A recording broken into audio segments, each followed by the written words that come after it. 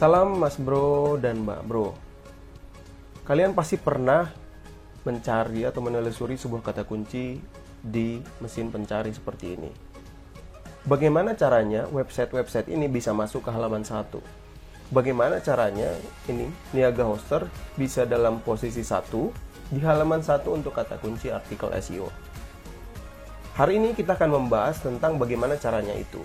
Salah satunya dengan cara membuat artikel SEO. Sebelumnya kita sudah membahas bagaimana cara menulis artikel SEO di WordPress menggunakan plugin Yoast. Tapi kemarin sederhananya kita cuma membuat sebuah tulisan, ada 2 tulisan yang sedang dikerjakan oleh anak magang kita di kekitaan. Nah, kita akan kasih contoh langsung. Berikut tandanya kalau sebuah tulisan sudah ter-SEO. Ini logo plugin Yoast dan ada logo warna hijau di sini. Artinya tulisan ini, suku Madura dari Jawa Timur, sudah ter-SEO dengan baik. Kenapa dia bisa ter-SEO? Kuncinya ter-SEO itu ada beberapa hal. Dari URL-nya, dari judulnya, dari meta deskripsinya. Meta deskripsinya maksudnya seperti ini. Tulisan tersebut kita buat dengan kata kunci suku Madura. Inilah yang akan ditarget oleh si Yoast SEO, plugin SEO, supaya ketika ada pencarian suku Madura, kita bisa masuk di sini. Karena tulisan kita masih baru, kemungkinan besar kita belum masuk di sini. Masih kemungkinan Wikipedia dan benar. Nah, jadi yang penting pertama supaya kita bisa masuk ke halaman 1 dengan kata kunci suku Madura tadi, kita harus menargetkan dia menjadi kata kunci sebagai frasa kunci utama, dan ini sudah benar di sini. Selanjutnya, kita harus bisa memasukkan suku Madura dalam URL-nya, dan itu sudah tepat, sudah benar di sini kekitaan.com suku Madura. Dan terakhir, meta deskripsi. Meta deskripsi itu apa? Meta deskripsi adalah ini, penjelasan singkat yang ada di sini. Ini penting, kenapa? Supaya si mesin pencari bisa merekomendasikan websitenya kita lebih mudah, karena di dalamnya ada penjelasan tentang suku Madura itu apa dan sejarahnya untuk mempermudah si pencari, karena orang yang mencari kata kunci ini pengen tahu deskripsinya lebih. Nah, di dalam deskripsi meta, dalam meta deskripsi kita sudah masukkan itu. Selanjutnya adalah aturan internal kekitaan. Kita perlu membuat kategorinya, kategori suku, dan tambahkan kata kunci yang lain. Yang pasti, kata kunci suku Madura harus ada di dalamnya. Nah, ketika itu sudah selesai, sekarang kita lihat perbandingan apakah tulisan yang sudah dibuat oleh anak magang kita sudah ter-SEO atau belum. Kemarin dikerjakan ada 2 tulisan, kita bahas satu persatu. Pertama, proses bisa magang di kekitaan. Gambaran umumnya isinya apa, kita skip saja, tapi kita lihat apakah sudah ter-SEO dengan baik atau belum. Di sini secara logo analisis SEO-nya, dia masih berwarna orange atau berwarna kuning. Berarti dia belum 100% ter-SEO. Kenapa? Kita lihat indikatornya. Ketika kalian pakai plugin Yoast di WordPress, akan ada indikator kenapa sebuah tulisan itu belum ter-SEO.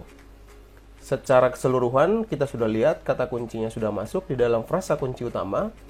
Selanjutnya di slug-nya, atau di URL-nya, atau di link-nya, sudah pas sesuai judul.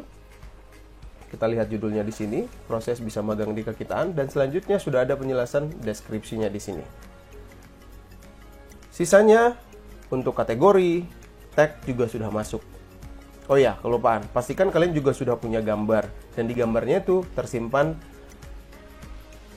kata kuncinya dalam alternatif teks. Contohnya misal di sini, kita sudah lihat ini tadi, suku Madura, ada gambarnya. Dan di dalam gambarnya ini dipastikan harus berisi alternatif teks di sini, harus berisi suku Madura. Oke. Sekarang kita kembali ke tulisan yang tadi. Nah, kenapa 2 tulisan ini? 1, dia belum ada ter-SEO sama sekali, masih logo hitam atau logo abu-abu, sedangkan di sini masih logo orange atau logo kuning, berarti belum ter-SEO. Sekarang kita cek. Kita sudah lihat tadi semua terisi, dan sekarang kita lihat di indikatornya. Di indikatornya disebutkan tautan keluar, berarti belum ada external link yang dibuat ke luar dari tulisan yang sudah kita buat ini. Ini penting kenapa? Karena ini menjadi syarat yang sudah dibuat secara SEO supaya kita tak bisa punya external link ke website lain. Kalau kita melihat dari sisi blog yang kita buat, berarti kan kita mengarahkan orang untuk masuk lagi ke website lain. Tapi kalau dari kita di Kekitaan melihatnya adalah ini sebagai cara supaya kita bisa menjalin hubungan baik dengan website lain, dan supaya website lain juga bisa merekomendasikan dari websitenya kita. Nah, sekarang kalau ini sudah, biasanya yang kita lakukan adalah karena gambarnya di sini berasal dari Unsplash, kita buat saja di sini. Biasanya kita buat dalam bentuk ucapan terima kasih.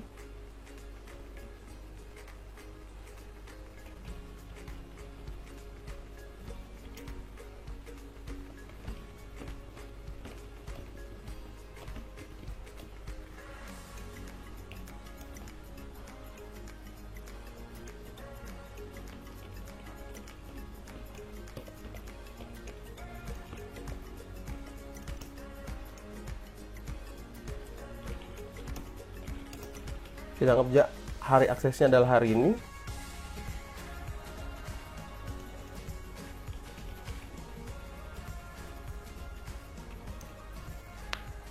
Hari Selasa.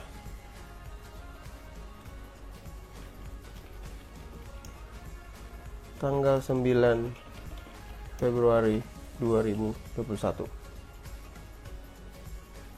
Sudah. Satu indikator sudah selesai.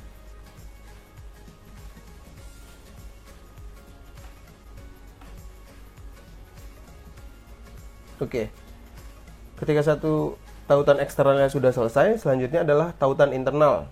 Tidak ada tautan internal di laman ini. Tujuannya adalah supaya ketika orang masuk ke satu website, mereka tetap betah berlama-lama di website itu. Nah, biasanya kita buatnya dalam contoh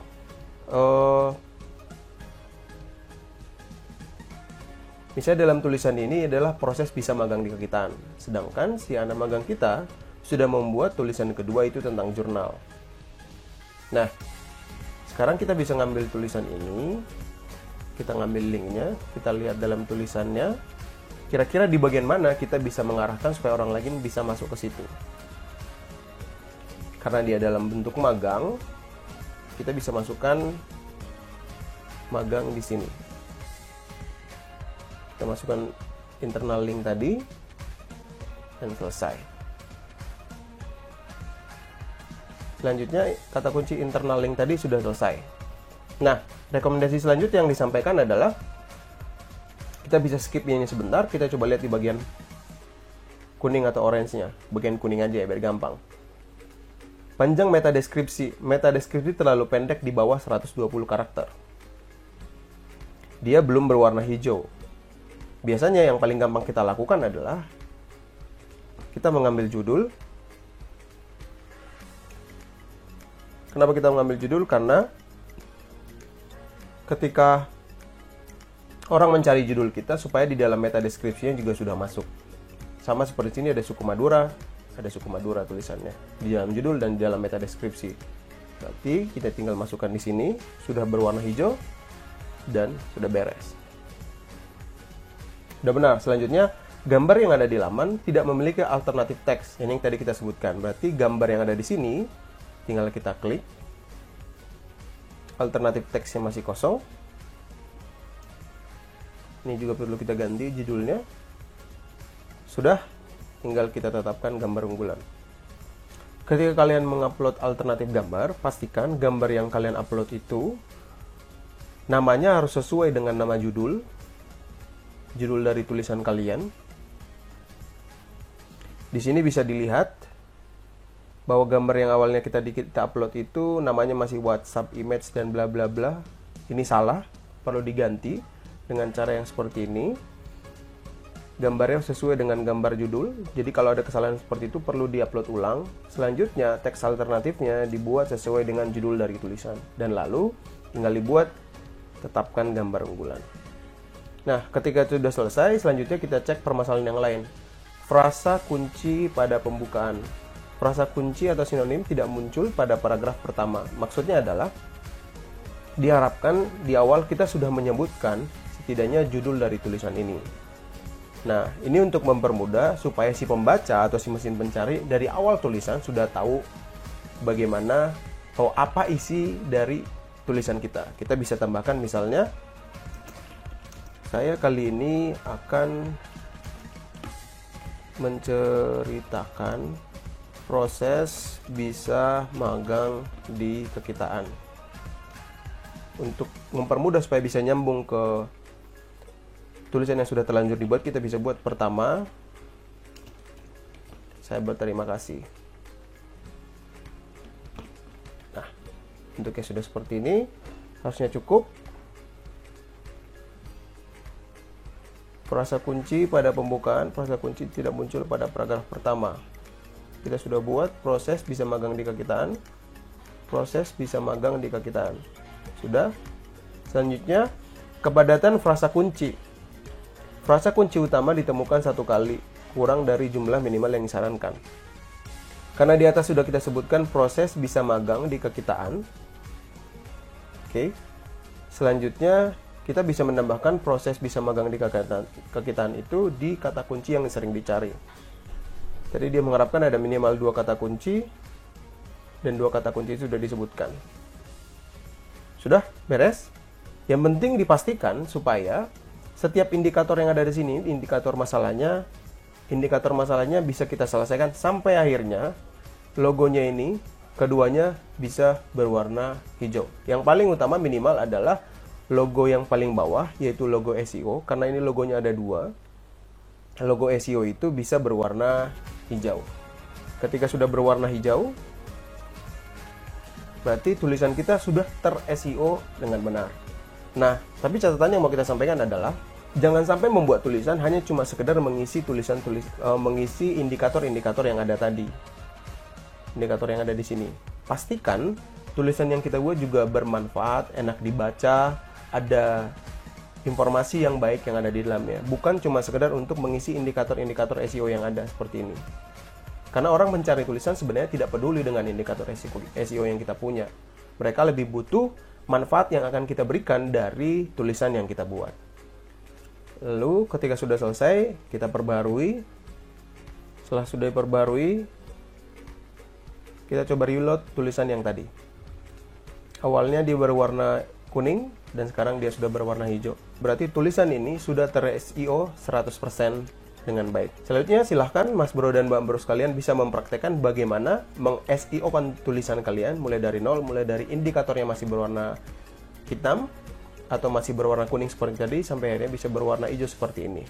Begitu dulu Mas Bro dan Mbak Bro, bagaimana cara meng-SEO-kan tulisan menggunakan plugin Yoast. Begitu dulu, senang bisa berbagi, pasti bermanfaat. Selamat berkarya.